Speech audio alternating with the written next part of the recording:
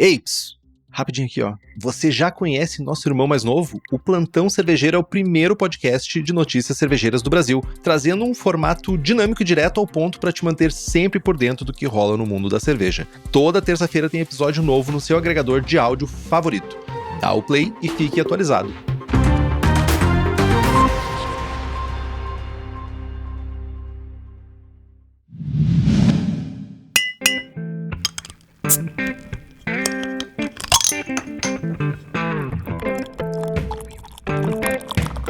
Hipacondríaca apresenta Surra de Lúpulo. Oi pessoal, bom dia, boa tarde, boa noite! Eu sou Ludmilla, mais conhecida no Instagram como Hipacondríaca. E hoje é o 9º programa da nossa série Cada Cerveja é uma História. E retornamos ao velho mundo, ao velho continente, para falar de uma cervejaria cheia de tradição, história e que carrega a difícil responsabilidade de fundar um estilo. Alô, Loite, Henrique Boaventura aqui, e não só fundar estilos, como revolucionar a cena bávara do século XIX, talvez? Nossa senhora, fui longe aqui. Alô, salve, salve, aqui é o Gabriel, e como a gente sempre vem sublinhando aqui, cada vez mais inclusive, muitas das latinhas que você despretensiosamente ignora na prateleira do supermercado tem muita história, e hoje a gente vai conhecer mais uma delas.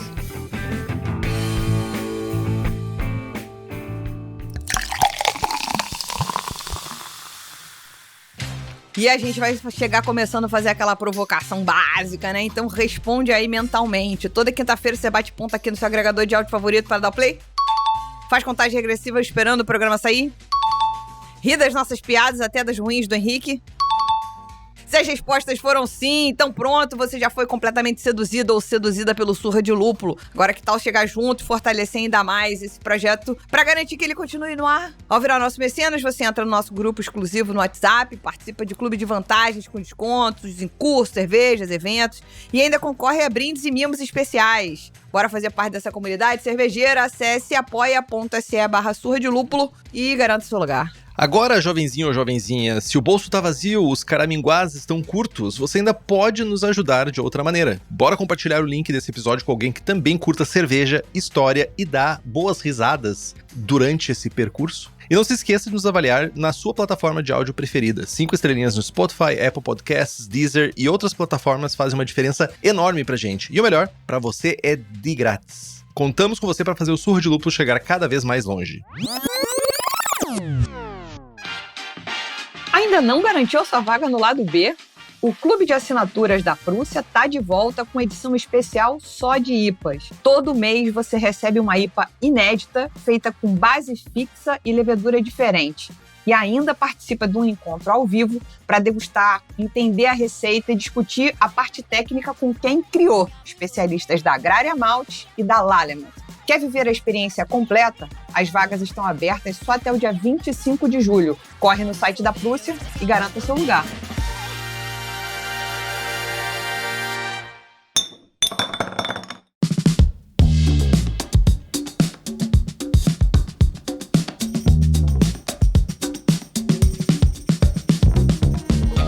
Meus amigos, então sim, agora sim, sem mais delongas, vamos começar essa jornada para conhecer um pouco mais da história da cerveja Spaten, que combina muito bem com a língua carioca, né? Spaten. Combina perfeitamente bem essa pronúncia. Gabriel, por favor, pegue em nossas mãos e nos leve até o Jardim da Iluminação. Spaten combina também com as onomatopeias cervejeiras, né? Você pega aí e dá aquela... É o som do carnaval, o som da alegria, o som que já deixa o corpinho leve. Que isso, Brasil? É uma malemolência. Quanta malemolência, que jovem safadozinho. Ele fez até um rebolation, porém com um tronco, parecendo meio Ney Mato Grosso. Bailam corujas e... Não pode cantar muito, senão vem o ECAD. Vem o ECAD. Exato. Pois bem, vamos novamente a Baviera, a Munique mais especificamente, e ao período medieval. Vamos recuar assim bastante tempo. E aqui, conforme a gente for contando essa história, eu acho que vale a pena a gente trazer paralelos com as cervejarias que a gente já viu, porque vários acontecimentos são mutuamente influentes para essas várias trajetórias e a gente também vai lembrando, vai articulando cada vez mais conforme essa série vai avançando e o nosso repertório vai ficando mais gostoso, certo? Certo! Bons aluninhos aqui, bons aluninhos. A Lud não, porque ela não tá prestando atenção. Eu tô prestando atenção, gente. Que coisa chata. Tá mascando chiclete e jogando baralho. Pois bem, a Spaten, ela vai ter uma história mais relevante pra gente, muito concentrada no século XIX. Isso tem sido uma constante toda vez que a gente fala de cervejas, especificamente do continente europeu. Mas acho que todas têm uma mudança paradigmática de alguma forma no século XIX, ou começam sua história pra valer no século XIX. Mas aqui no caso, inclusive, você pode consultar pequenos indícios dessa história ainda na identidade visual. Se você pegar uma latinha da Spaten, você vai ver algo na linha de desde 1397, né? Uma história que é longuíssima para um Caboges, né? Mas não quer dizer que a Spaten sempre foi a Spaten que a gente conhece hoje desde então. Por registros vagos, registros inclusive que lidam com a localização dessa cervejaria no mesmo lugar, a gente sabe que alguma coisa existiu ali desde 1397. Aliás, um lugar que eu vou assassinar a língua alemã para falar, mas depois o Henrique me corrige. Ou não? Que é o Neuhauser Straße, que diabo é isso? Straße. Neuhauser Straße. Neuhauser Straße, em Munique. Então, por essa localização e pelo registro de um estabelecimento que mais parecia um brewpub, digamos assim, não era uma cervejaria com porte comercial de vender seu produto para fora, mas existiu algo ali desde 1397 e ela foi fundada naquele ano por Hans Welser. A gente tem até o nome do sujeito. E uma coisa interessante dessa época, do final do século XIV, é que fazia cerca de 25 anos que o Duque da Baviera de então, o Stefan II, tinha liberado para que qualquer cidadão pudesse requerer uma permissão para produzir cerveja, né? Que até então era um ofício predominantemente monástico ou sob tutela da nobreza, e sob tutela na nobreza ele vai continuar em boa parte dessas cervejarias mais importantes, inclusive adentrando o século XIX, onde a gente já vai chegar. Mas enfim, temos aí essa data de origem do começo da Spaten, né? Só que o nome não tá lá desde o começo. Spaten, que assim como spade no inglês, significa pá, literalmente aquela ferramenta, esse nome só vai aparecer vinculado a ela a partir de 1622, ou seja, aí quase 300 anos no futuro, quando ela é adquirida por um tal de Georges Spaten. E aí, a empresa diz, e inclusive a sua identidade visual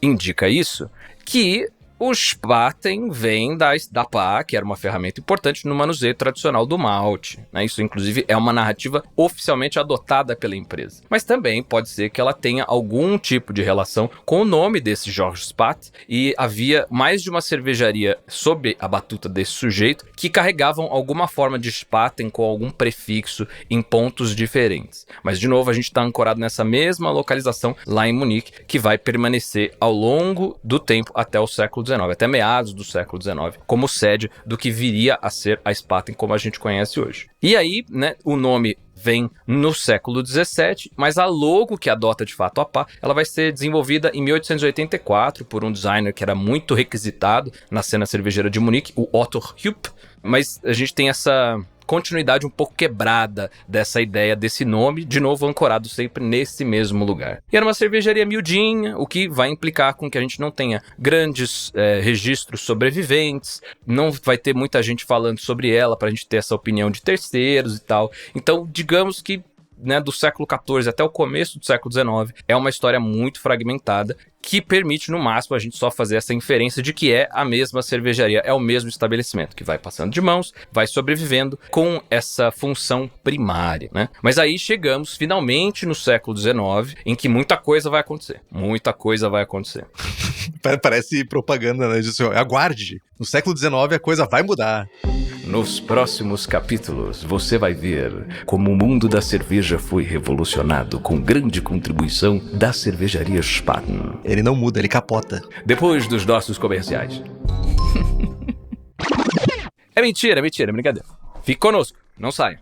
Se vocês se lembram, a Weihenstephan também passou por um processo de secularização no começo do século XIX. O que está acontecendo aqui? Você tem Napoleão Bonaparte esticando as fronteiras do seu império. Ele avança sobre o Sacro Império Romano Germânico, que tinha várias subdivisões administrativas que funcionavam sob esse grande guarda-chuva. Só que, nesse avanço, esse regime vai se diluindo e dependendo do território, ele vai adquirindo uma administração própria, uma nova configuração. E, no caso, a Baviera se tornou um reino independente com esse avanço em 1805, né? Foi daí também que você tem um impulso para a secularização de vários mosteiros e, consequentemente, de várias cervejarias que funcionavam sob esses mosteiros. A Weihenstephan, né, é uma delas. Acho que a Paulaner também sofreu esse mesmo processo. Sim. A Franziskaner deve ter sofrido o mesmo processo também. A Franziskaner vai aparecer aqui já já. E nesse processo de secularização também veio mudanças econômicas por inspiração francesa que deram uma enfraquecida na organização em guildas, né? Esses ofícios, eles eram muito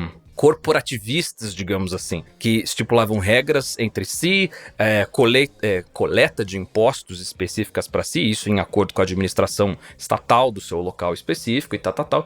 Mas esse enfraquecimento do poder das guildas no começo do século XIX também permitiu que iniciativas cervejeiras descentralizadas, mais individualizadas, tomassem corpo. E foi aí, né, 2 anos depois dessa independência do Reino da Baviera e dessa mudança de regras para o fazer cervejeiro e para outros ofícios também, em 1807, que o Gabriel Sedlmayr, e aqui é o pai, nós teremos outro charazinho, essa gente que adora repetir nome nas cria, que puta que pariu, criatividade 1000, o Gabrielzinho, o pai, Gabrielzão, né, Gabrielzinho Júnior vem depois, o Gabrielzão pai, foi lá e comprou a Spaten Brauerei, e ele vinha, outro, né, estamos falando aqui de linhagem, ele vinha já de uma linhagem de cervejeiros, ele trabalhava numa cervejaria que era pertencente à família real da Baviera, a Hofbräuhaus, que existe até hoje, muito importante, inclusive, e também tem uma história longeva, quem sabe nós falaremos dela aqui numa outra ocasião. Por que não? Por que não?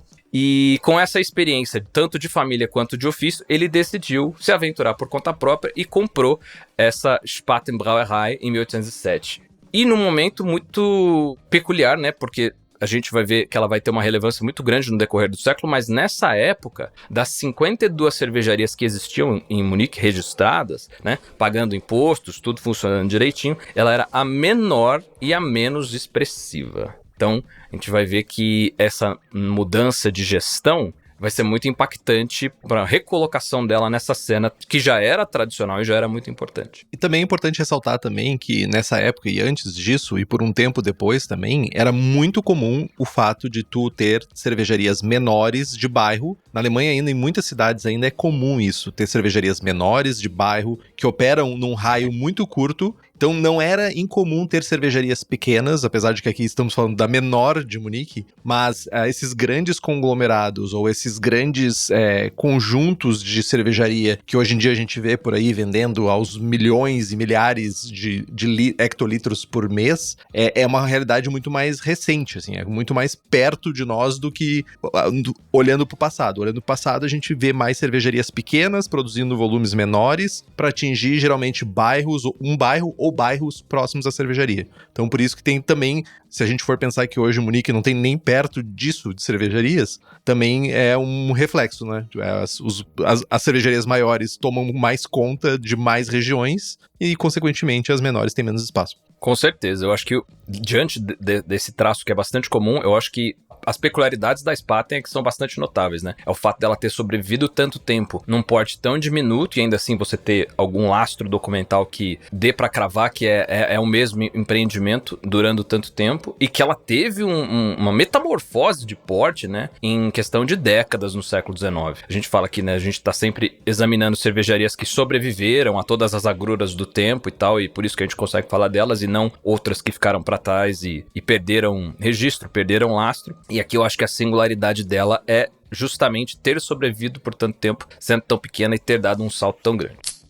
Mas prossigamos, agora estamos aqui no rol dos Sedlmayr, que são uma família da porra, viu? Os rapazes tinha visão, serão nomes muito importantes. Tinha as manha. E se você, ouvinte, tem acompanhado essa série desde o começo, esse sobrenome aparece aqui com uma certa frequência, especialmente partindo da boa memória do senhor Henrique Boaventura, que sempre lembra desses nomes relevantes da história da cerveja quando a gente está falando sobre questões técnicas, sobretudo. E meramente isso, né? Tão somente isso, porque de resto é contigo, meu jovem. Sobretudo. Mas aqui é uma variedade de contribuições. Uma miríade. Uma miríade, isso aí. Pois bem, no comecinho do século XIX, o Sedlmayr pai teve uma diligência de aprimoramento, tanto de aparatagem quanto de controle de qualidade do que se produzia naquela cervejaria. Isso em questão de 2, 3 décadas, isso foi bastante relevante, bastante marcante na trajetória da cervejaria. Então,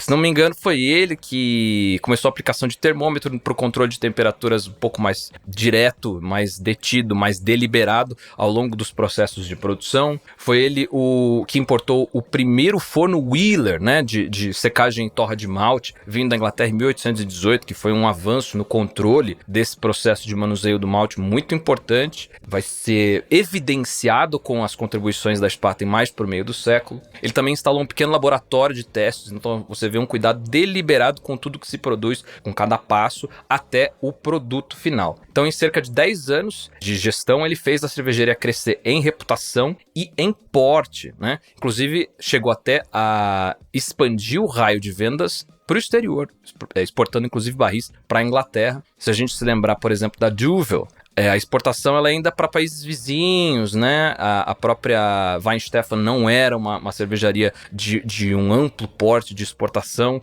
Esse ganho internacional, tirando as cervejarias inglesas dessa cervejaria da Europa continental, vai se dar mais no século XX, mas aqui você já tem uma exportação que conta com transporte naval, que conta com conexões no Reino Unido justamente para isso, e nesse período de 52ª, a Spaten vai para lá para a 6ª posição de maior cervejaria de Munique, né? Enquanto isso, é claro, a cena que era robusta perdia cervejarias menores. Essa era a nova configuração que vinha se dando, de uma especialização focada em processos cada vez mais de feição industrial, que também pressupõe investimento, que também pressupõe uma concorrência em que o grande engole o pequeno, né? Pelos idos de 1850, das 52 que existiam no começo do século, a gente tem registro apenas de 33, mas ainda assim, de 52ª para 6ª, é um salto qualitativo bastante notável, que a gente não pode deixar de ignorar. Eu acho que vale também a gente dizer que essa produção, ela ainda lidava com que... falar inglês, mas tenho certeza que existe a terminologia em alemão, né? Lidava com as chamadas brown lagers, essas lagers um pouco mais escuras, mas não essa cerveja totalmente escura do malte torrado que a gente imagina quando tá falando de uma porter. E apesar desses maltes mais escuros, a gente já está falando sim de cervejas produzidas em baixa fermentação, em cavas que são mantidas até então com recursos naturais, com gelo, com neve, em épocas em que o clima não está favorável para essas fermentações com leveduras lager, né? Gabriel, o nome é um pouquinho diferente em alemão. É Braunbier. Braunbier. É uma Braun de marrom, Braunbier. Uhum. Cerveja marrom. E beer, que vem de fato da Europa continental e que quer dizer, né, comparada com as ales, literalmente cerveja lupulada, enquanto as ales historicamente não levavam lúpulo. Mas é isso. Quer dizer coisa boa em alemão. Quer dizer coisa boa em alemão. Um outro ponto interessante dessa época também, né, conforme a gente vai avançando para metade do século XIX, é que o beber cerveja ele se tornou um costume urbano e que vai alcançar todas as classes da sociedade, né? Antes, como eu cheguei a comentar, com o ofício cervejeiro sendo predominantemente monástico e sob a tutela da nobreza, ele vai se expandir no fazer e no consumir e vai alcançar tanto os trabalhadores como os chamados patrícios, assim. Ele vai ser imbuído de um capital simbólico quase comunitário, vai juntar essas pessoas nesse tipo de costume, vai agregar as pessoas nesses locais de consumo e também por conta dessa progressiva industrialização, ele vai ganhar até áreas higiênicos, né? Isso é uma coisa que a gente inclusive vê em documentos no Brasil falando e prescrevendo cerveja como algo que é preferível, na verdade, em contraparte a outras bebidas para a saúde, né? Dito isso, e já feito aqui uns pequenos... dado alguns louros para o Zerlmeyer pai, é preciso dizer que ele não seria o principal de sua família envolvido na ascensão da Spaten no século XIX. Eis que entra o Gabriel Zeidelmeyer II, Gabinho, o filho, o Júnior, que se tornou, no final das contas, para a cervejaria, a pessoa que fez a mudança, né? Que fez, digamos, foi a mola propulsora para terminar de catapultar o que precisava ser catapultado na cervejaria, que já vinha crescendo, né?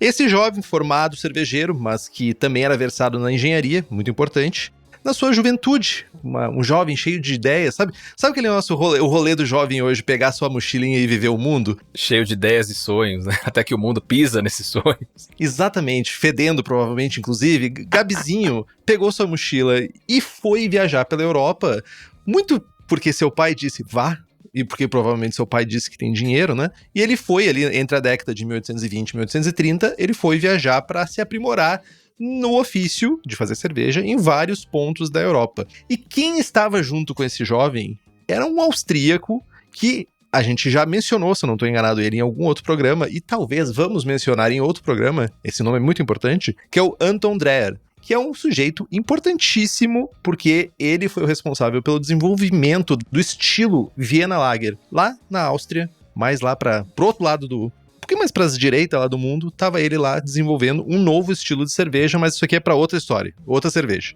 Então, é quase que como o caso lá que a gente estava falando lá no episódio da Carlsberg, né, do Jacobinho, o Christian Jacobsen, filho de Jacob, que tinha uma relação harmoniosa, assim, a treta intergeracional que existia. Essa dupla tava lá, basicamente, né, já compartilhando os saberes, já tinham conhecimento sobre o uso da levedura Lager, e eles foram viajar e praticar coisas muito... Me falta a palavra, mas coisas de cunho duvidoso, por assim dizer. Pra não dizer coisas piores, mas fazer uma espionagem industrial. Na cara dura mesmo. Eles foram visitar várias cervejarias no Reino Unido, principalmente na Escócia e na Inglaterra, e eles faziam de tudo. Perguntas, anotações pros cervejeiros, estavam lá loucamente fazendo 1000 perguntas, e as pessoas respondiam sem nenhum problema, porque... talvez não tinham ideia que poderiam virar competidores, inclusive talvez acabar com o seu mercado de ales, né? Mas eles iam lá, pegavam...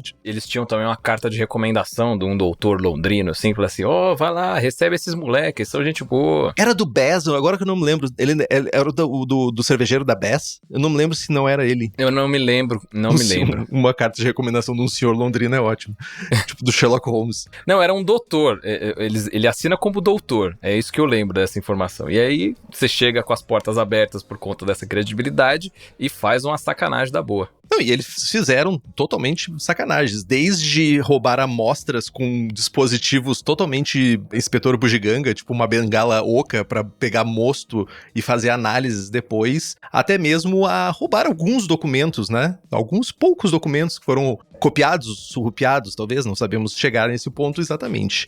E não somente fizeram isso, como relataram em cartas para os seus pais, pro pai, Gabrielzão, no caso, Gabrielão, não sei como é que chamamos esse jovem, mas relatou o quanto eles estavam felizes de ter saído ilesos dessa mutreta que eles fizeram no Reino Unido.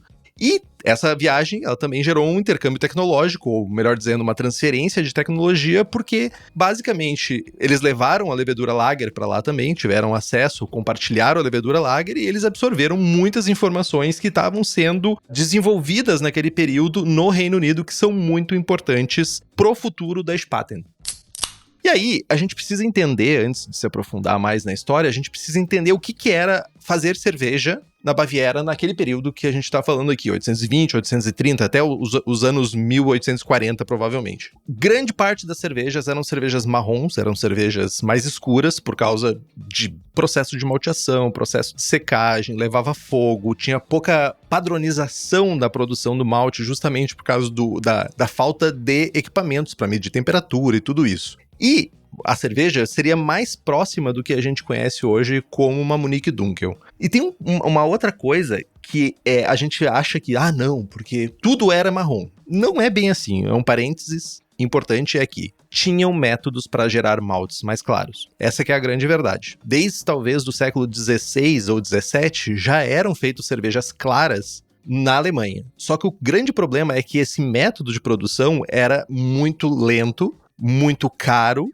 e não escalava. Então adotavam fazer cervejas mais escuras porque o processo de malteação ele era mais rápido, mais barato, mais simples, facilitava tudo. Outra coisa importante é que a gente tinha um método de produção que ainda é usado hoje em dia em algumas cervejarias, mas que era a decocção, que é um método antigo, longo, complexo e principalmente ele é caro, porque ele requer muito material, muita queima, muito gasto para aquecimento do mosto, que é basicamente, em linhas gerais, uma decocção. É uma maneira que os cervejeiros alemães encontraram de fazer a cerveja, o mosto, né, que é produzido, subir de temperatura mais ou menos controladamente. Então, se eles descobriram, ou chegaram, depois de muitos testes empíricos, que se eles aquecessem ou fervessem 1/3 do mosto, eles conseguiam fazer a faixa de temperatura subir para a próxima faixa ideal num processo de mostura.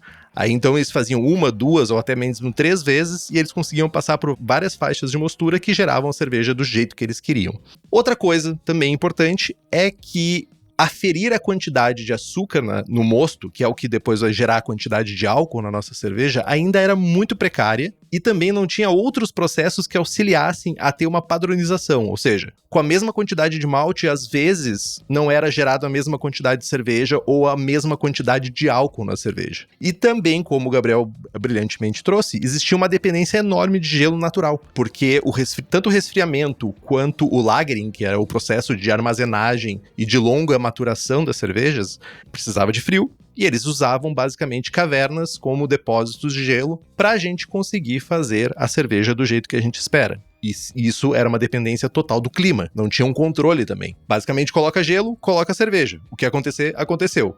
E, por fim, Gabriel também trouxe que estávamos no momento do surgimento de equipamentos de indústria a vapor, barcos, trens e a própria industrialização das fábricas usando vapor como meio de locomoção, meio de motor, meio de propulsor dos processos. Isso também, além de ter proporcionado a viagem de Zeidelmeyer, também proporcionou a industrialização do fabrico de cerveja. Isso é mega importante para os próximos passos. Boa. Se tem uma coisa, gente, que a gente valoriza, além de história e tudo isso, é quem faz o universo cervejeiro crescer. E a Cervejaria Stannis é um desses grandes aliados. Como nossa mecenas empresarial, eles acreditam e investem no nosso conteúdo, ajudando a manter o Surra de Lúpulo no ar. Mas não é só isso. Além de criarem cervejas incríveis e de altíssima qualidade, a Stannis proporciona experiências completas, seja nos próprios bares ou pelo e-commerce, que entrega cervejas para o Brasil inteirinho. Agora chegou a tua vez de apoiar quem apoia a gente. Use o cupom SDL12 no site www.stannis.com, Stannis com 2 N's, e garanta 12% de desconto em qualquer produto. Assim, você enche a geladeira de cervejas sensacionais e ainda consome de quem ajuda a manter o Surra de Lúpulo no ar.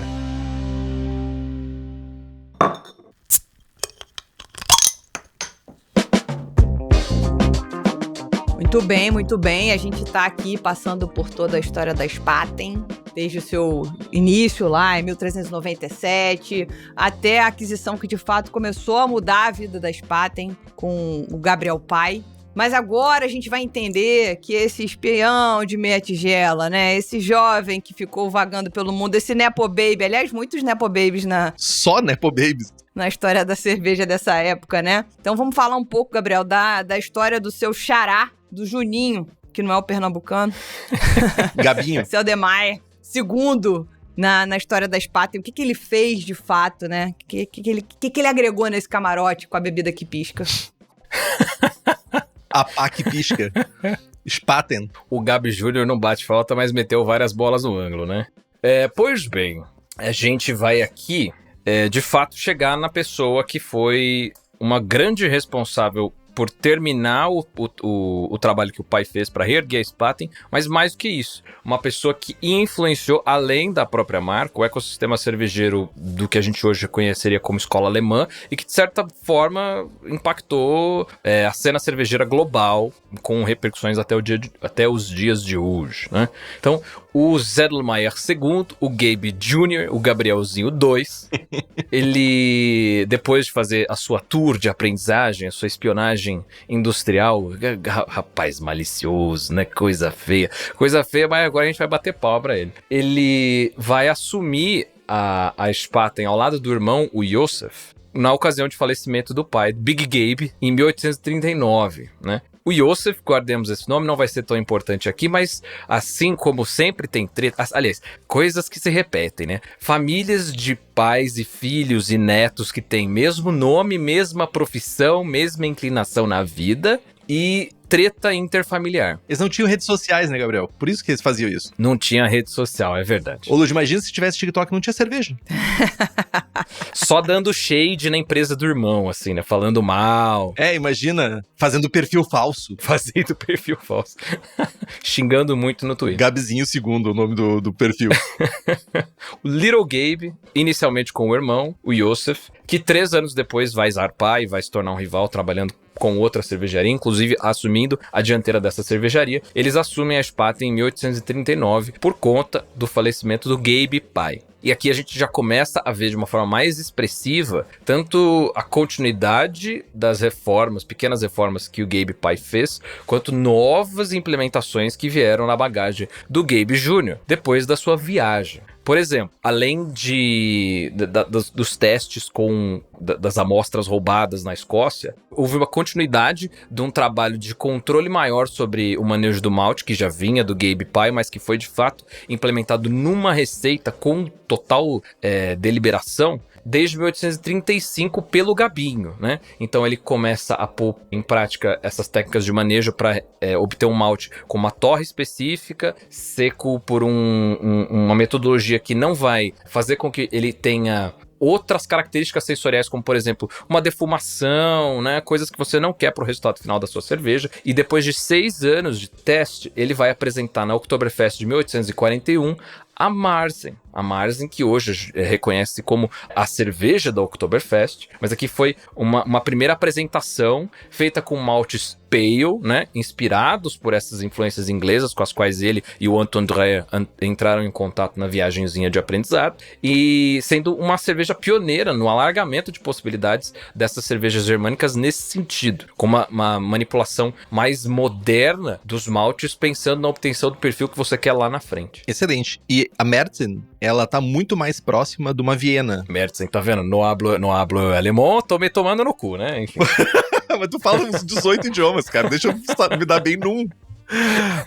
A Märzen, ela tá muito mais próxima de uma Viena do que numa Munich Helles. Mega importante isso. E nesse momento, a gente ainda tem maltes. Eles são maltes mais claros, mas eles ainda não são na sua totalidade claros como a gente está acostumado hoje em dia. Então, é uma parte de uma evolução de processo de malteação que ia culminar lá na frente numa outra cerveja, mas que aqui ainda era a Märzen. E importante que a Märzen foi a cerveja da Oktoberfest por muitos anos, até que surgiu o estilo Oktoberfest Beer, que é basicamente uma cerveja mais clara que a Märzen e mais alcoólica. Então, por muitos anos, eu diria século, foi a Märzen a cerveja oficial da Oktoberfest. E depois virou a Oktoberfest Beer, que daí é a cerveja mais alcoólica e mais clara que é bebida e consumida loucamente hoje nos dias de evento.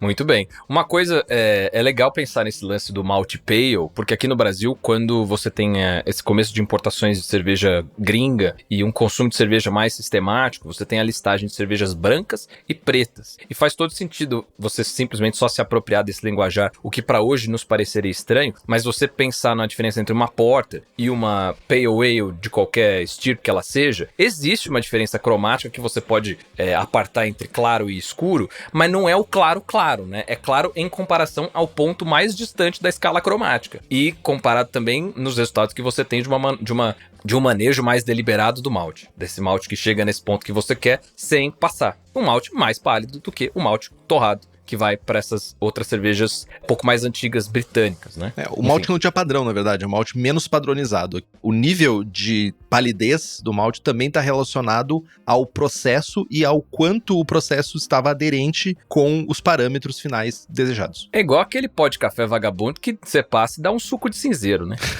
Aquele extra forte, meritão, extra forte. Nem meritão, né? Qualquer tulha velha aí da vida. Mas voltando, já dispersamos demais. Pois bem, continuando nesse processo, além de investir em processos e maquinário para esse manejo do malte. Tem aqui o que o Henrique já comentou, que é a instauração de um maquinário a vapor, né, em vários pontos da cadeia, em vários pontos da distribuição, inspirado por esse aporte industrial britânico. Lembrando que aqui a gente está no auge de, sei lá, segunda revolução industrial, sei lá. Agora eu vou me fazer o professor de história fajuto, porque essa separação de data das primeiras e das segundas do escambau, eu falhei, não me lembro. Mas você tem um vigor industrial bastante potente na Inglaterra que está influenciando esse processo aqui também. Então, dentro de 5 anos, então já 1851, estamos adentrando a segunda metade do século XIX, com uma produção anual de cerca de 43 mil hectolitros. Né? Eu, assim como a Ludmilla, não entra na minha cabeça a mensuração do hectolitro, mas eu sei que para quem entende fica muito claro. Então, vamos usar aqui as medidas que o querido ouvinte vai entender. Ele já havia superado a capacidade da antiga sede, a sede que ficava naquele lugar antiguinho da fundação da cervejaria lá em 1397, e precisou construir uma nova fábrica com um maquinário todo dedicado, um maquinário inclusive alfaiatado para aquela nova estrutura que ele ia construir, né? E também é dessa época, é uma coisinha aqui que eu acho que o Henrique pode até rememorar melhor, que rola o intercâmbio entre o Sedlmayr Jr. com o Jacob Christian Jacobsen, lá da Carlsberg. Carlsberg, que nós vimos, foi responsabilíssima por uma série de avanços em microbiologia cervejeira no seu laboratório e que abriu novas fronteiras para o que significava produzir uma lager do século XIX para o século XX. E tudo isso começou nesse intercâmbio, nessa generosidade industrial, apesar de ter partido de uma pessoa um tanto quanto sacana nesse departamento, partiu daí dessa partilha. Mas olha só, será que ele foi sacana mesmo? Porque ele roubou, tá? Mas ele retornou, digamos que no processo de fusão industrial, de métodos industriais, ele também teve a sua colaboração. Então ele absorveu, mas ele também compartilhou a levedura. Então eu não quero ser repetitivo aqui, até a gente falou sobre isso bastante no episódio da Carlsberg, mas ao contrário dos dias atuais, onde o segredo industrial é uma coisa muito forte e muitas vezes o segredo industrial é detentor da diferença de mercado, aqui a gente vê pessoas, fábricas de países diferentes trocando abertamente levedura, que hoje em dia é segredo total de muitas cervejarias. A minha levedura é a minha levedura, de ninguém mais. Então é uma parada bem interessante que realmente existiu isso por algum momento na face da Terra antes do capitalismo assumir. Eu concordo. Eu só acho que consenso entre as duas partes é importante. Ciência de tudo que tá acontecendo. Sim. Mas enfim, né? Gente, as pessoas não têm noção de consenso, de ciência, de, como é que é o nome, de consentimento até hoje em relação a um monte de coisa que dirá nessa época. Então, porra... Eu nem acho, assim, sinceramente, eu acho que, pelo que a gente já apresentou de história até agora, teve muito mais essa colaboração, às vezes não tão sabida de uma das partes, mas a Carlsberg foi um exemplo que chegou, olha só o que eu descobri, que legal, coleguinha, faz aí também pra gente todo mundo ficar rico ao mesmo tempo. Então, eu acho que, enfim... Eu, inclusive, Lud, acho que os bilionários deveriam fazer isso com a gente mais vezes. Tipo assim, olha só o que eu descobri, vamos fazer todo mundo ficar rico. Não, mas eles fazem entre si, Henrique, é isso que você não tá entendendo. Você não faz parte do clube, porra. Ué, eu, hein? Tô dizendo. Eu nem quero fazer parte desse clube. Ah, pronto, aí ficou ressentido. Vai, Gabriel. Todo mundo bicudo aí, né? Pai. Enfim, voltando para cá. Nessa nova iniciativa de construção de uma nova sede, a fábrica ficou pronta em 1854, né? Uma datação assim, cravado, inauguração, papapá, em Maxvorstadt, que é um local onde a Spaten permanece até hoje. Então, geograficamente, as raízes são antigas e elas abrangem mais ou menos o mesmo lugar há bastante tempo. O que dá uma solidez, tanto narrativa quanto de percepção dessa cervejaria pelos seus arredores, na história que ela tem, comunique com a tradição cervejeira daquele local e depois um pouco mais alargada dentro do que você entende como produção cervejeira, história cervejeira, tradição cervejeira alemã. Voltando ainda para a questão dos negócios, depois disso a gente tem uma expansão de exportação da empresa, que já tinha sido iniciada com o Gabe Pai, mas aqui a gente vê isso de uma forma um pouco mais sistematizada, até porque o Sedlmayr Jr. meteu uma estrutura de engarrafamento, que até então não era uma coisa muito comum na Baviera, e inclusive, né, nessa treta de produtor independente, guilda, taberneiro, o pessoal dos taberneiros preferia a cerveja em barris. enquanto esse tipo de comercialização tava meio que dando um bypass nessa gente e forçando com que você mudasse um pouco o seu modelo de negócio de serviço, né? Mas ele teve essa iniciativa e isso foi bastante pioneiro na Baviera na década de 1860, mais ou menos. No início dos anos 70, a gente sabe que a Spaten tinha 200 funcionários e que se em 46 eles produziam 43 mil hectolitros, no começo da década de 70 eles estavam produzindo 300 mil hectolitros anuais. Então o crescimento vem vindo com vigor, com uma pulsação, com a musculatura notável. A galera vem vindo forte. Gabe Jr. ainda está lá no páreo, ele dá um passeio para trás em 1874, ele ainda não falece, mas ele dá a dianteira da Spaten para os 3 filhos. Ele teve uma filharada do cacete, isso vai aparecer já já, mas ele teve 3 filhos homens e esses 3, o Johann, o Karl e o Anton, vão assumir as operações da Spaten em 1874 e vão continuar esse processo de expansão, esse processo de modernização e esse processo de impacto que também vai extrapolar a própria marca, né? Desculpa, só fazer uma interrupção meio nada a ver, mas você viu como é que o cara quis homenagear os brother dele? Você percebeu? Ele quis homenagear. Vê o Cal ali, tu não me deu essa levedura? Toma o nome de um filho meu aí pra tu. Foda-se. Teve o Anton lá, tu não foi lá fazer investigação comigo? Roubar coisa? Não? Toma o nome de mais um filho meu, o mais novo. Companheiro de crime. Entendeu? Só o primeiro que ele falou, não, esse aqui eu vou ter que batizar com o nome do, sei lá, do pai da minha esposa, não vai ter jeito. É o Johann Baptist, né? Não sei se é Baptist, mas meteu o nome do santo do coração da família. Não, mas podia ser pior, né? Podia ser Gabi III. Podia ser Gabi III.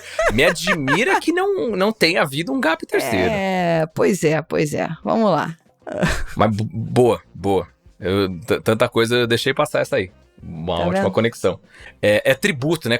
Será que eles foram apadrinhados por alguém dessa galera também? Pô, já pensou que maravilha, cara? Você ser o afilhado do cara da Carlsberg. Pô, tu pode ainda falar, tá vendo? Minha cervejaria é Carlsberg, eu sou Carlsberg. Porra, tá louco. Imagina o aniversário dessas crianças. Uma festa danada, né? Cerveja de tudo que era tipo, de tudo que é país. Gente bêbada. Os barrilzinhos só maravilhosos ali pra você escolher o fino do fino que você quisesse. Isso aí. Já com os 3 filhos na dianteira, mas ainda com o Gabe Jr. ali nos bastidores, tem uma questão interessante que acho que dialoga também com a Weihenstephan, né? Que é essa iniciativa da produção deliberada e da produção transmitida, né? Das boas práticas transmitidas adiante de um ponto de vista educacional, né? Então, em 1876, e junto de outros cervejeiros da Baviera, né? Nessa organização que também tinha uma forma meio de guilda, como o Henrique disse, o Sedlmayr Jr., ele apoiou um instrutor que era da Weihenstephan, o Karl Littner, na abertura de uma escola cervejeira, né, uma instituição de ensino mesmo, em Munique.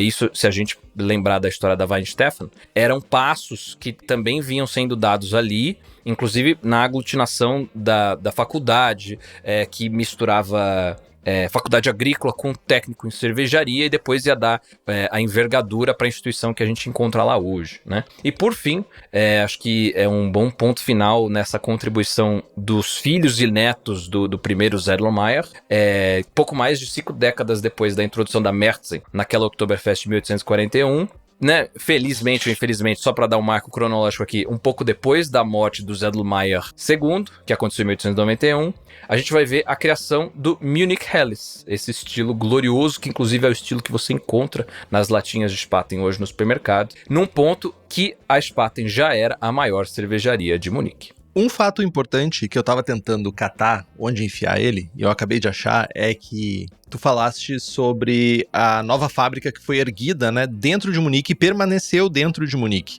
E existe um motivo bem forte para as cervejarias, principalmente essas grandes cervejarias, se manterem na região de Munique, que é o fato de que somente 6 cervejarias são aptas a vender no Oktoberfest. São elas a Augustiner, a Hacker-Pschorr, a Hofbräu, a Löwenbräu, a Paulaner e a Spaten. Mas tem um parênteses nessa história. Tu só pode vender caso tu fabrique a cerveja dentro dos limites da cidade de Munique. Então, a Alemanha sendo a Alemanha, como sempre, né? É um fato bem interessante isso. Bom, vocês estão percebendo que o Henrique tá numa satisfação? Ele tá aqui parecendo, como dizia o Leandro em outras ocasiões, o urso do pica-pau, né? Ciricutico, corre pra lá, corre pra cá, rebolando. corre pra lá, corre pra cá. não sei o quê. Aí pesquisa no Google, puxa informação da pauta, não sei o quê. Por quê? Porque estamos falando de Alemanha, estamos falando de estilo alemão. Teve uma hora que o Gabriel falou de um defumado não desejado que eu tenho certeza que ele pegou uma pedra pra atacar em você, Gabriel, tá? É que ele desistiu. Não se justifica, é pior. Não, se for assim, toda cerveja alemã é defumada, ué. Então, pro Henrique poderia ser que ele... Poderia ser. Aí, ó. Poderia muito ser. É, Brasil. Cerveja defumada é vida, gente. E quem não gosta tá errado. É isso. É isso. Enfim, então aí a gente vai entrar naquela parte que é pra... Henrique hoje dorme sorrindo e a Carol fala, pô, nem fiz nada hoje. É isso, é falar de Alemanha e agora é tecnologia, Brasil. É muito tech. Ele já agora pegou a bandeira da Alemanha dele. Meu Deus. Eu tenho uma... Isso é um mousepad? Não, isso é uma sacola. Primeiro eu achei que era um gorrinho, depois eu vi que era uma sacola. Eu tenho uma bandeira da Alemanha, mas ela tá no roupeiro. Entendi, tá bom. Conta pra gente, vai, fala tudo da tecnologia que eles fizeram maravilhoso, melhor que todo mundo e tal, vai. Como inicialmente, eles fizeram tudo maravilhoso, porque cerveja alemã é o que há. E, de novo, quem não sabe, não entende isso, tá errado. Brincadeira, gente, ou não. A gente desenhou um cenário inicial nessa transição que a gente falou, né? Cervejas marrons, a gente tinha pouca padronização, tinha cervejas não usando o melhor que poderia da levedura lager, seja o caráter neutro, seja maltes mais claros. Isso mudou depois dessa viagem, depois de toda essa transição pro Gabizinho, o nosso Gabizinho II, que culminou, né? Depois de todas essas mudanças, culminou na criação da Munich Helles. Por quê? Primeiramente, o jovem Zeidelmayer, ele foi apresentado ao sacarímetro. O sacarímetro é basicamente um instrumento que permitiu que ele fizesse medições do processo de fabricação da cerveja, né, especificamente do mosto, e posterior, né, depois da fermentação, conseguia aferir tanto a quantidade de açúcar que tinha inicialmente, quanto a quantidade de açúcar que ficou na cerveja para garantir o percentual, o teor alcoólico daquela cerveja. Outra coisa que aconteceu nesse período é que em 1842 entra um outro personagem icônico muito importante chamado Josef Groll. Josef Groll, pensem nisso. Ele foi o responsável lá na República Tcheca, lá em Pilsen, por criar a primeira Pils, a primeira cerveja Pilsen, que é a Bohemian Pils que a gente conhece hoje em dia. Por que ele conseguiu isso? Primeiro porque ele teve acesso a um malte diferente, com maior teor de proteínas, e principalmente pelo método de secagem que era feito com calor indireto, que gerava maltes muito mais claros do que os alemães tinham acesso, ou pelo menos o processo usado na época gerava na Baviera. Novamente, esse conhecimento se espalhou, né? Não sabe-se como que foi feito essa passagem de conhecimento sobre esse processo de malteação, ou se foi uma coisa natural de processo, mas essa palidez do malte chegou em Munique. Conseguiram fazer maltes tão pálidos quanto os maltes Pilsen, quiçá mais claros, porque os maltes usados na Bohemian Pils, que hoje em dia seria uma Czech Pils, eles são claros, mas o processo, principalmente a decocção, faz com que a cerveja fique mais escura. E aqui, principalmente na Munich Helles, a gente não vai ter um processo tão violento, seja de mostura ou seja de fervura, que vai permitir que a cerveja seja mais clara. E, somado a isso, entre 1870 e 71, a gente tem uma outra pessoa que a gente falou lá no episódio da Carlsberg, se eu não estou enganado, que é o Carl von Linden, que foi, nesse período, ele publicou os seus primeiros trabalhos referente a resfriamento industrial, por assim dizer, usando uma máquina para resfriar, que era basicamente uma máquina à base, se eu não estou enganado, acho que era fluidos de éter ou uma coisa assim, inicialmente na década de 70 e 71, e depois ele aperfeiçoou esse projeto para usar amônia, que foi largamente utilizado nos projetos de resfriação. E resfriamento, talvez? Resfriamento, existem essas duas palavras? Resfriamento. Olha só, sou um aliterado. Resfriamento, no processo de resfriamento. Isso possibilitou várias coisas dentro da Spaten, e na verdade, porque a Spaten? Porque foi a primeira implantação em escala industrial de um processo de resfriamento, uma máquina de resfriamento, foi na fábrica da Spaten. Além disso, O processo de expansão para outros países foi habilitado por isso, pelo resfriamento, manter gelo, fabricar gelo e não somente depender da natureza para isso. Junto com isso também, o Gabriel trouxe o fato da expansão do vapor, aí os trens, transporte refrigerado, a cerveja chegando para outros países, expansão tanto para leste quanto para oeste dentro da Europa. Então aí o céu foi o limite, mas a grande questão é que do momento que ele foi para a Europa até aí a década, quando é que foi exatamente a criação da Helles? 76, a gente tem vários processos que foram sendo habilitadores dessa cerveja. Então não foi uma coisa mágica, não foi uma coisa do dia pra noite. Foi centenas e dezenas e centenas de testes, retestes, aplicação de método, criação de tecnologia para habilitar a criação dessa cerveja linda que é a Munich Helles. Perfeito.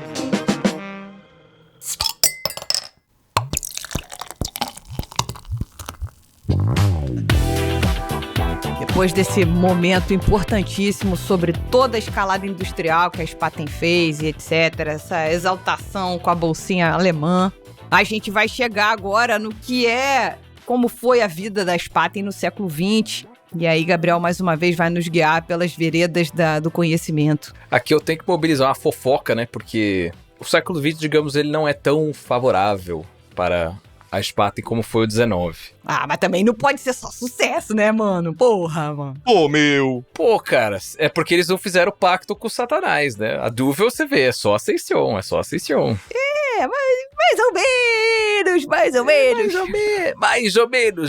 menos. Essa semana tava lá. Porra, meu. Bati o pezinho na quina da cama, xinguei Satanás, Deus já veio e pá! Fecha a boca, menino. Eu não sei de onde é que sai isso. Muitos anos televisivos fazendo nada. Enfim, voltando aqui.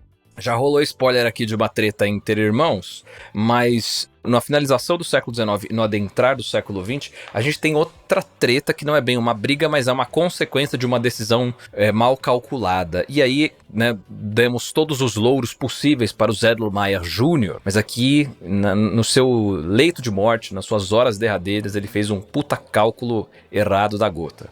Aparentemente, ele fez um testamento, e aí eu falei, ele tinha uma filharada da gota, né? Parece que tinha 3 filhos homens e 5 filhas mulheres, né? E por questão de dote, né? Deixou meio que a cervejaria pros rapazes e queria dar uns caraminguá bom pra deixar as moças tranquilas na vida, né? Pô, quase um século aí trabalhando por essa empresa. Vamos aí deixar a família confortável. Isso que ele preveu uma quantia assim de 1 milhão de florins para cada uma. Isso tirados do patrimônio da cervejaria. E esse cálculo foi literalmente uma minada fortíssima na autonomia financeira da Spaten. E uma minada que aparentemente reverbera até os dias de hoje, porque desde então ela não conseguiu mais ser uma cerveja plenamente autônoma, né? Uma cerveja dona de si, uma cerveja que guiou seus destinos, uma cervejaria que porventura cresceu e foi comprando outras marcas. Não foi isso que aconteceu. Por conta dessa decisão, ela teve sempre que não se rebaixar, mas se irmanar com outras cervejarias, formando grupos, formando conglomerados, que não tinham essa envergadura que a gente vê, por exemplo, de um conglomerado contemporâneo como a AB InBev ou a Diageo, por exemplo. Mas foi aí se sustentando por meio de parcerias, né? Então, a primeira delas, a mais impactante nesse século XX, e aqui vem de novo, entra a Bailau Yosef, o irmão do Sedlmayr Jr., foi uma fusão com a Leitzbrau, como você fala? Broi.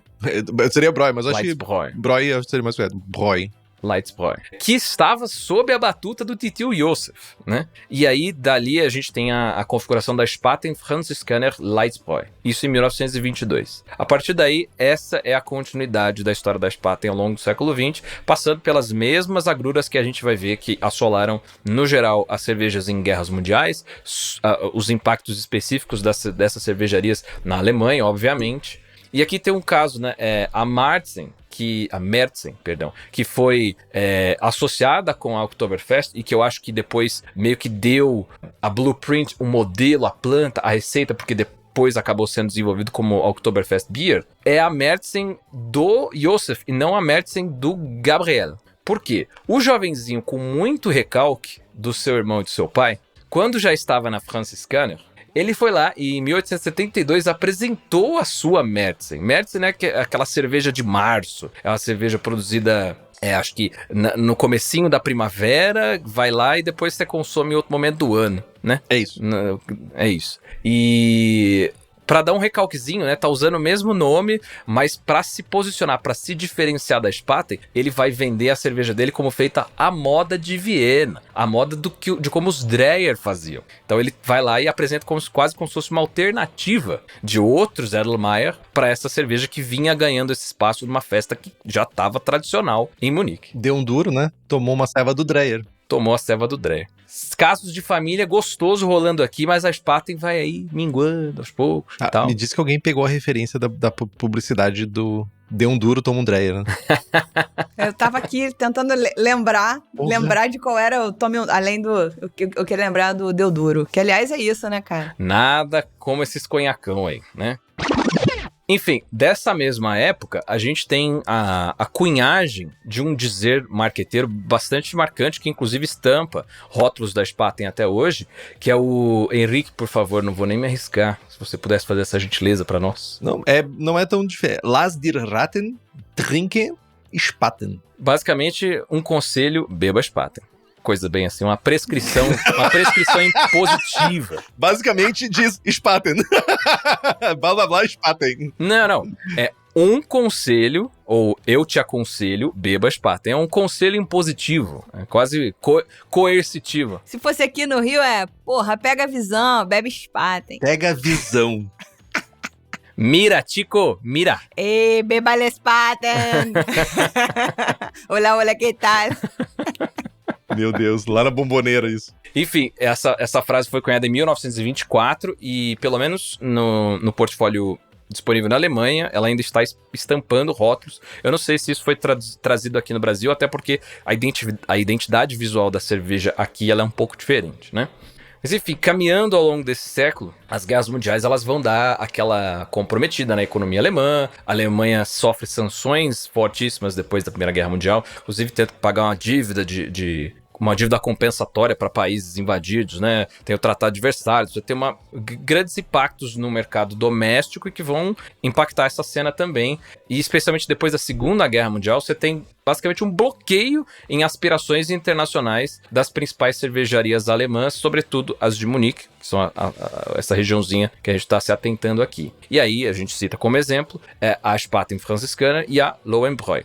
E isso vai meio que ditar o andar da carruagem ao longo do século XX, né? Você não vai ter uma expressão muito grande, você vai ter essa frequente irmanação com outras cervejas que estão meio na pindaíba. Então, por exemplo, 97, nem mal, nem tão bem, essas duas, a Spaten Franziskaner e a Lowenbräu, elas vão se fundir também, elas vão formar um novo grupo, o Spaten Lowenbräu Group. Então aqui, de novo, dando as mãos antes que o barco naufrague. E só é importante dizer que, mesmo sendo um grupo, em Munique são cervejarias diferentes. Aí, Henrique, a gente demorou um tempão pra decidir o nome da empresa. Quando a gente foi fundir, podia ter sido Braçagem Forte Surra de Lúpulo Grupo. Brau.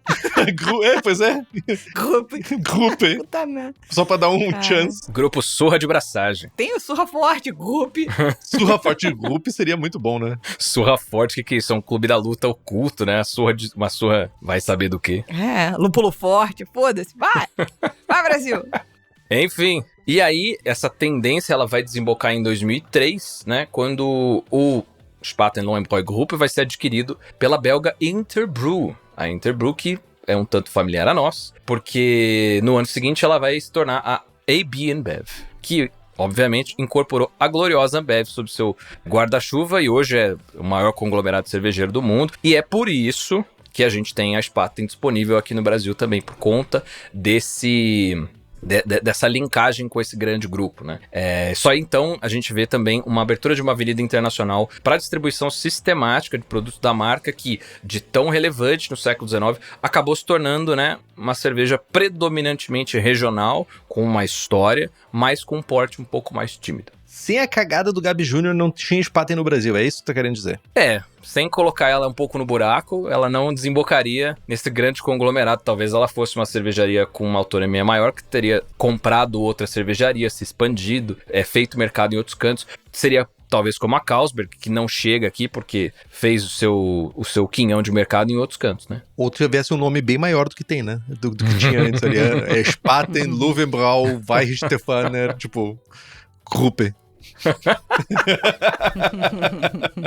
É isso. E o Gabriel entrega pra mim nesse momento em que a belezura chega aqui no Brasil, né? Mais especificamente no ano de 2021. E deu uma balançada, podemos dizer assim, no eixo cervejeiro nacional. Status quo brasileiro? Sim, sim. Por quê? Porque ela chega aqui, né, pelas mãos já da citada, na Dona Ambev, que vai apostar nessa marca junto com a Beck's, que também não fez esse brilho todo, para brigar nesse mercado que ainda a Heineken reina soberana, né? Então ela vem, essas garrafinhas verdes aí, pra competir entre si, parecendo os cavalinhos do Bozo, né? Vai malhado, vai branquinho. Vai malhado. Referência de velho. Totalmente. Então, assim, a Spa tenta se destacar pelo marketing, né? Batendo forte nessa tecla do puro malte, né? Informação que, infelizmente, caiu no gosto do brasileiro e que gera discussões acaloradas em mesas de bar, nessa defensão de puro malte, puro milho, suco de milho, não sei o quê. Mas, assim, é importante a gente deixar que quem ouve o Surra de Lúpulo e acompanha a Hipacondríaca já sabe que isso não tem sinal de qualidade, é realmente puro marketing total. E aí a gente precisa prestar atenção numa coisa que o Gabriel citou, que é na identidade visual dessa cerveja, né? Que a gente olhar lá no rótulo os toques verdes da embalagem, ele não é tão comum na versão alemã da marca, né? Então a provocação que fica, será que isso foi mais uma forma de se alinhar visualmente essas outras premium lagers, né? Que eles estavam aqui já tentando quase que enganar o consumidor, do tipo, se eu estou pegando esta ou aquela, é assim, é assado. Então acho que era uma forma de se aproximar com aquilo que o consumidor já conhecia aqui, né? E aí, muito recentemente, eles lançaram um slogan novo, que eu, apesar de achar ruim, considero melhor do que o conselho que eles estavam dando lá atrás, que perdura até hoje. Mais força, menos amargor, né, que seria um jeito de se posicionar como uma lager com uma personalidade, porém mais fácil de beber, mais simples e tal, enfim. O curioso dessa história toda é que, apesar dela ter ganho esse destaque por aqui, a Spa não tem o mesmo prestígio em outros países, né? Na verdade, ela virou uma marca regional dentro da grande e imponente AB InBev. E segundo o site oficial da Oktoberfest de Munique, a multinacional meio que não sabe muito bem o que faz com essa marca agora, sabe? Tipo assim, o que eu faço com essa porra? Tô com ela na minha mão, e agora? Vou vender, vou enfiar onde essa bagaça? Exato, vou botar no Brasil. Vou botar no Brasil. Joga pro Tupiniquim. Exato. As más línguas espalham por aí numa fofoquinha, que a Oktoberfest é a única razão pela qual a cervejaria ainda existe, assim. Aí eu não sei qual é a dose de maldade que a gente tem nessa frase, qual é a dose de verdade que a gente tem por aí. Mas, enfim, por aqui ela encontrou um novo fôlego, o brasileiro abraça essas coisas, né? E eu acho até bom, porque afinal a gente tá falando de uma marca histórica, que já foi uma das cervejarias mais influentes da Baviera e do mundo. Então ela tem que levar o seu crédito por ter criado a Munich Helles e ter passado por tantas inovações tecnológicas, como a Henrique aqui nos iluminou também, esse clássico da escola alemã. Então a gente é obrigado a concordar que ela caiu como uma luva pro paladar do brasileiro, né? E agora o Henrique tá, gente, é que vocês não veem a gravação, às vezes eu fico pensando, graças a Deus. Ainda bem. O Henrique botou a bolsa na cabeça. Tente gravar agora, Lud. Olhando pra mim, nos meus olhos aqui, ó. Eu tô olhando pra você. Cara, eu tô tentando pensar. É uma coisa meio judeu. Tipo um kippah. Com esse cachinho lateral. Brasil. Podia ser maior a sacola, daí daria um grau melhor. Cada uma que a gente é obrigado. Eu ganho muito pouco pra ver isso aqui essa hora. Verdade.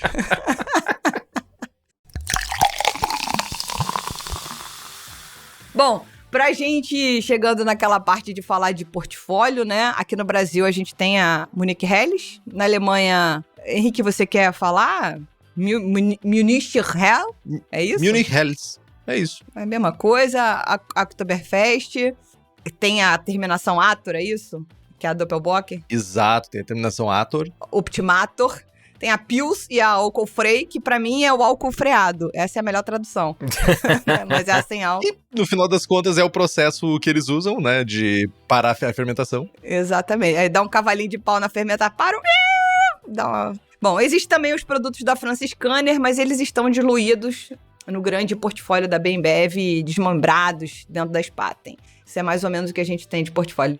Tem também o portfólio da Löwenbräu, mas eu não me lembro de ter visto pra vender lá. Não me lembro. Talvez seja uma marca mais de bares e tal. Mas talvez tenha também os da Löwenbräu. Legal. Meus amigos, entregamos mais um programa. Pô, eu gostei. Achei instigante. Eu gosto dessa coisa de pensar no que tá acessível pra gente, o que tá acessível nessa minha querida, pequena Batatais. Eu passar na gôndola do supermercado, olhar uma latinha e falar assim, quanta coisa foi pra esse negócio chegar até aqui. Né? You know what I mean. Bom, gente, é isso. Mais um episódio dessa série maravilhosa, Cada Cerveja Uma História, entregue com primor e um pouco de bom humor. E a gente tá aqui, se vocês quiserem começar a dar sugestões não tem ideia, não dê sugestão de nada não, a gente decide a próxima cerveja no final do programa, então beijo de luz. Que é contigo. Dê sugestões pra gente ignorar. Se você ouviu a gente até aqui, lembre-se de participar conosco nas nossas redes sociais, @surradilúpulo no Instagram e no TikTok. Tem alguma sugestão de pauta e convidados? Manda e-mail para contato@surradilúpulo.com.br. É isso!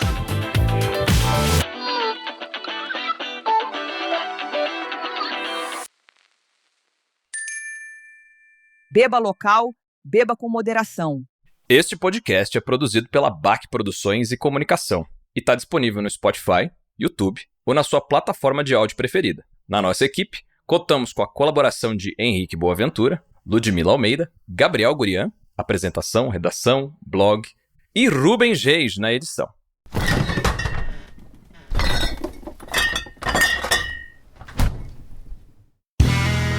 Este podcast foi editado por Play Áudios.